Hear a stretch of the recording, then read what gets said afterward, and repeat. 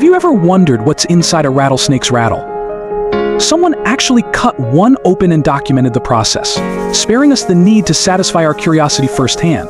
The distinct sound of a rattlesnake's rattle is unmistakable, yet often misunderstood. Many believe it's filled with pebbles, like beads in a baby's rattle. However, the reality is quite different. The rattle is composed of a series of loosely interlocking segments made of keratin, the same hard protein that makes up our fingernails. When you look inside, you can see how these segments hook together. As a rattlesnake shakes its tail, undulating waves travel down the length of the rattle. This rapid vibration causes the segments to strike each other, creating the characteristic buzzing sound.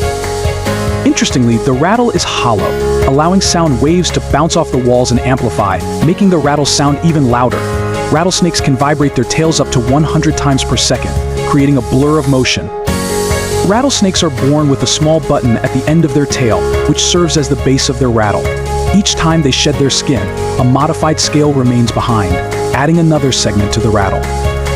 These new segments grow inside the previous ones, remaining hooked together after each shed.